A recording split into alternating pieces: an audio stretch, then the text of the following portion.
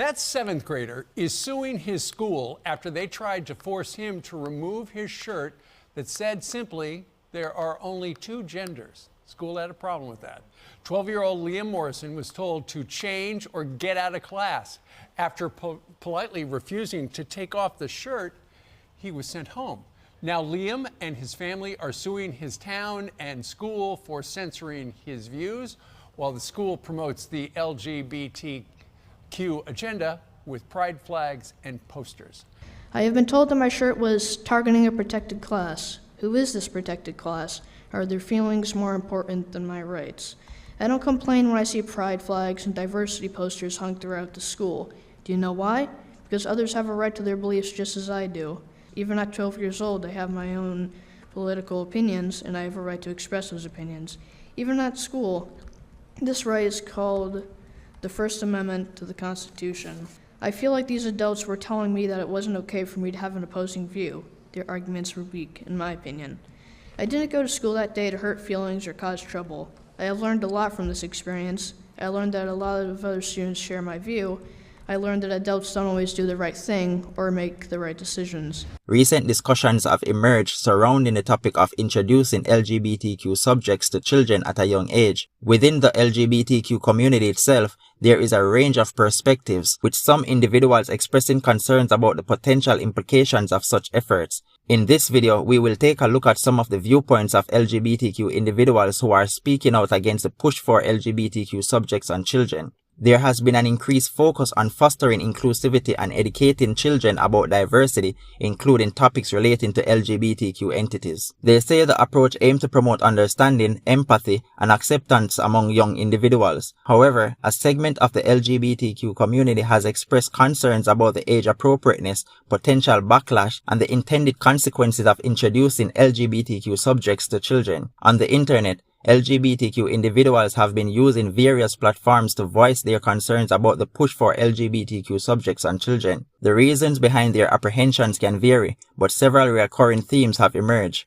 Some LGBTQ individuals argue that young children may not possess the cognitive or emotional maturity to fully comprehend complex topics relating to gender identity or sexual orientation. They express concerns that presenting these concepts at an early age could lead to confusion or misunderstanding. Another concern revolves around the potential backlash and increased bullying that children who are exposed to LGBTQ subjects may face. LGBTQ individuals worry that early exposure to these topics could make children targets for discrimination, harassment, or exclusion from their peers. Some LGBTQ individuals emphasize the importance of parental rights and consent regarding what is taught to their children. They argue that parents should have the primary responsibility for discussing sensitive topics relating to sexual orientation and gender identity with their children, as they can tailor the conversations based on their family's values, beliefs, or cultural backgrounds. It's about to sit well for some people and not sit well for others. I hate Pride Month.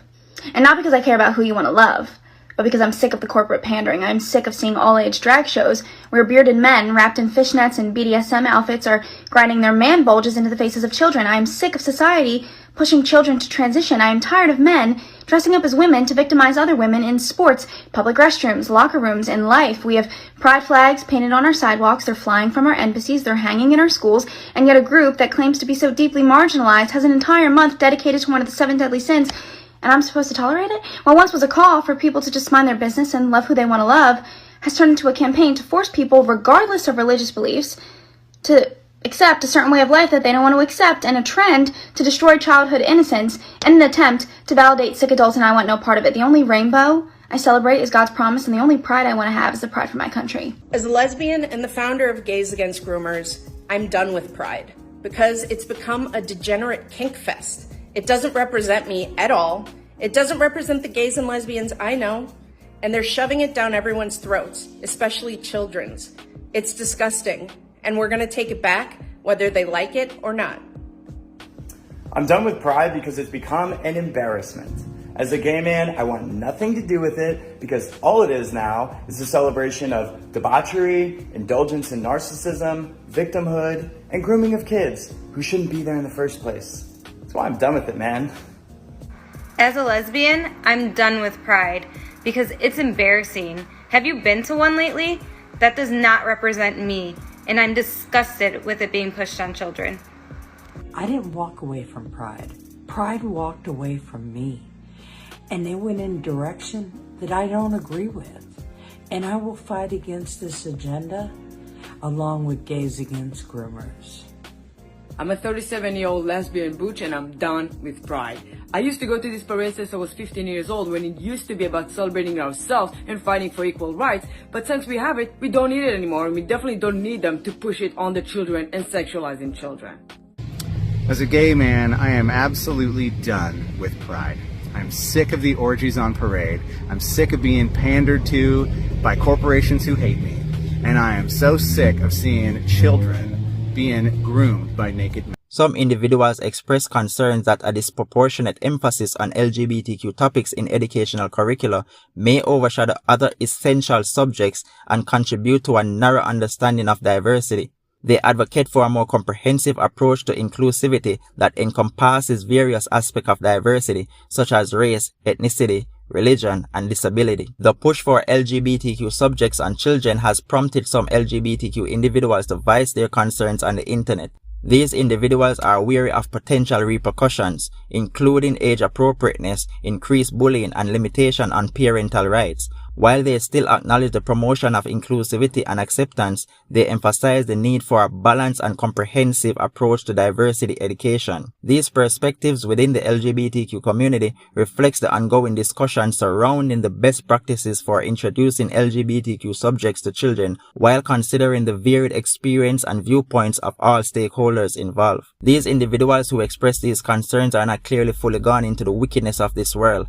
Though their lifestyle is against scripture, they still have a sense of consciousness in terms of what is right and what is wrong, which means that they are redeemable. Unlike many other LGBTQ individuals who just don't care about the children or anyone else, they just care about promoting and pushing their wickedness on others. But still, we have to continue to pray for all of them, that one day they will turn from the wickedness of the spirit of homosexuality. Anyways, I hope you enjoyed watching this video, and I do pray that we all continue in striving to please God. Please remember to like, subscribe, and hit the notification bell so you can be notified when new videos are uploaded. Thanks for watching.